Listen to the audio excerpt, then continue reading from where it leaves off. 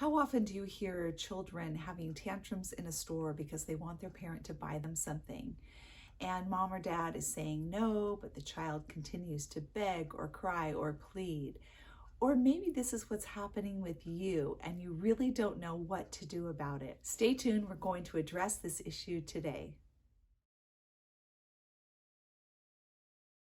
Hi, and welcome to The Peaceful Home. If you're new here, I'm TeresaElling, and I'm a parent-teen coach, and I've been teaching parenting classes for over 20 years, and this is a topic that comes up a lot.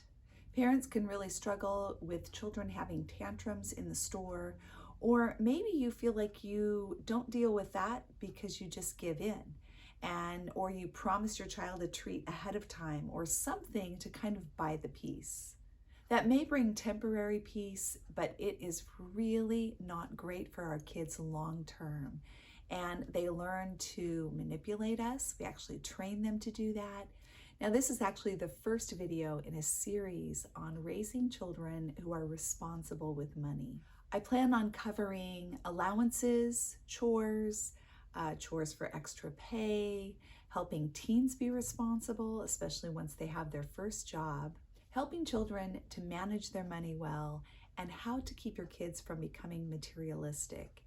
If any of this is of interest to you, I hope you would consider subscribing today, hit the notification bell, and you'll be notified as the videos in this series come up. If you're enjoying this video, please hit that thumbs up button. And if you have questions about any of these topics, please comment below. I'm really going to be paying attention to those comments and questions and take them into consideration as I film the rest of this series. I recently was in Marshall's, and as I was in line, you know how the line is there. You're just walking through the tunnel of enticement. There's just more things that you can look at and choose to buy. And there was a family behind me with probably, I would guess, a 4 to 5 year old girl. And she had two things clutched in her hands, and she was just kind of bouncing around, and mom kept saying, "Now, I'm not buying you both of those." And she would just smile, and "I'm serious, you're gonna have to put one back." And finally, when the little girl realized that mom was serious, she started whining and just saying no, no, and insisting that she was going to keep both of the toys. The mother continued to say, "I'm serious, you are only getting one of those. But you put one back right now, put one on the shelf." Well, as we continued to inch our way to the checkout, she found something else and she grabbed that. And so now she had 3 things in her hand. And the mom says, "No, I mean it. Now you have to put 2 things back." And the little girl kind of looked at her and she picked one of them and put it down. And now she had 2. And I was just waiting to see what was going to happen. And sure enough, as they got up to the checkout, I thought, she's going to get both of those toys. And then right before they got there, the little girl ran back, grabbed the 3rd thing, and they got in line and they bought her all 3. If you've seen my videos before, you know that this is what I call negative training. Now, this mom actually could have set a plan. If I want to have a child that doesn't listen to me, no matter how many times I remind, tries to manipulate me, this is how I'm going to do it. And she did everything perfectly. Now this daughter knows she does not have to listen to what mom says. Mom does not mean what she says. So negative training is getting either no consequence or an actual reward for negative behavior. And so this little girl did not listen. She was disobedient, she was whiny, and she was more than rewarded. The best phrase that I had when I was in the store and my children wanted something was, "Do you have the money?" Now, we're going to talk more in this series about chores and allowances and all that kind of stuff. But that just would stop my children because they knew that I was not going to buy them anything. And if they didn't have their money with them, they weren't going to buy anything either. You have to take a few steps to get yourself to the point where you can use this phrase. And that's what we're going to talk about today. What you need to do is set up intentional training sessions. So, if you need to, mark it on your calendar, like a trip to the dentist. This is the day we're going to do this. You're going to do it with intention and with a plan. What you're going to do is talk to your children at home before you ever get to this shopping day. So let's say that on Friday afternoon after school, you are going to go shopping and you're going to tell the kids, we're going to go window shopping. Do you know what that is? And you're going to explain to them, we are going to go and look, but we aren't going to buy anything. Now, the secret here is that when you decide you're going to go into Target with your 3 children and you're just going to look and you realize, oh my goodness, I'm still out of eggs and I need them for dinner tonight. Guess what? You are not buying eggs. I don't care if you have to call a spouse, a friend, someone else to pick up eggs for you, or if you have to take your kids home and go out again, you are not buying anything on this trip. This is so important. You have to keep your word to your children. This is where it all starts. When mom says we're not buying anything, we are not buying anything. So you enjoy your window shopping. Take the time to go wherever your children want to go, wherever they want to look. If they start asking, you simply remind them, today is a looking day. And, if you get to a point where a child is whiny or cranky, then you say, well, I guess we're all done looking. It's time to go home. And you just simply take them out of the store and head home. But you want to do this exercise as many times as it takes in order to have a successful trip.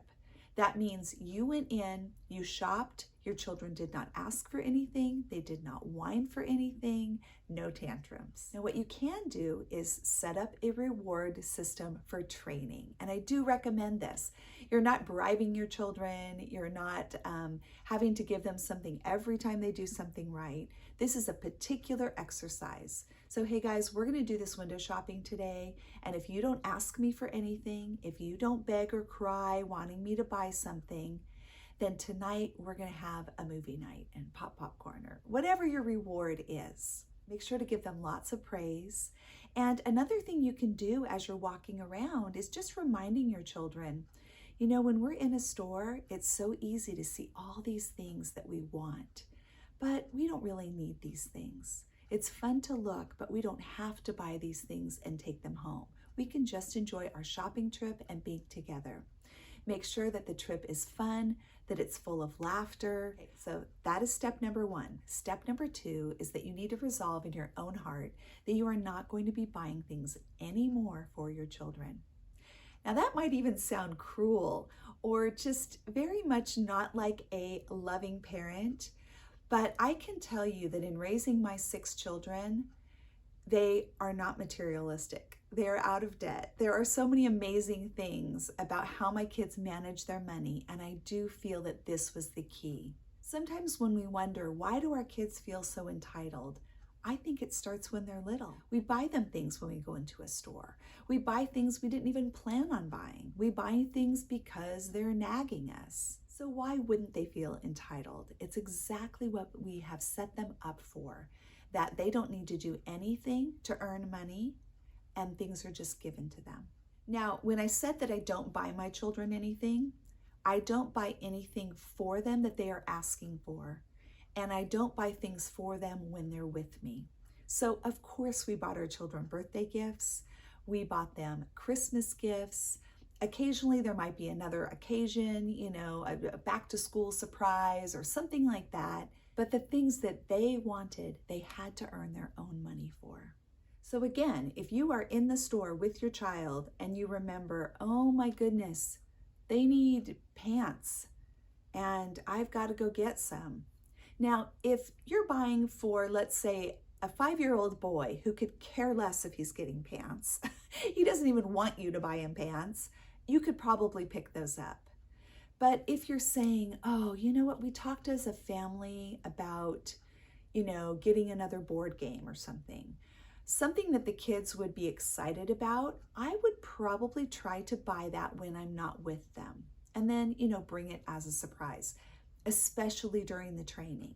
To be honest, once your children are trained, you could probably buy something like that that's for the family with no problem. But in the early stages, you want to be really clear and you don't want to cause them any confusion. What you don't want to do is buy them things that they personally want, things that you want them to learn to save their own money and buy on their own. Oh, okay, this is a freebie. I'll just throw this in. Another huge benefit to this is that your children will take better care of their things. They will. I saw this with my kids. When they had to earn their own money to go and purchase this, I just found that they took better care of their belongings. When everything is just handed to them, they just learn to not care. Toys are left on the ground, they're stepped on, they're left out in the rain. So this will really help them to be responsible with their things. My next video will cover setting up an allowance and a chore chart for paying jobs. But meanwhile, you can still ask your children, well, do you have money for that? And they might say, I don't have any money. And then just get them thinking by saying, well, maybe we need to work out some ways for you to earn some money. And so you're already prepping them for what's to come. For the most part, our children were allowed to buy whatever they wanted. We just had 2 rules. The first one was they couldn't purchase anything that went against our family values or rules. So for example, buying a movie poster of a movie that we don't think is appropriate for our kids wouldn't be allowed. And the second rule was that they needed to wait 24 hours for large purchases. Now that honestly didn't come up very much, but especially if I could see that a child is very impulsive and they were just like, all of a sudden, I see this, I want it, I would say, well, remember our rule, 24 hours. If tomorrow afternoon you still really want to buy this, I will bring you back. So you can fiddle with that. You can decide, hey, purchases over $100, we want you to wait a week or something like that. But a lot of times when my kids were purchasing something that big, they had been saving for weeks or months, and everyone knew what they were saving for. So it wasn't an impulsive purchase. I'm really looking forward to chatting some more about this topic. So be on the lookout for the next video. Thank you so much for joining me today on The Peaceful Home.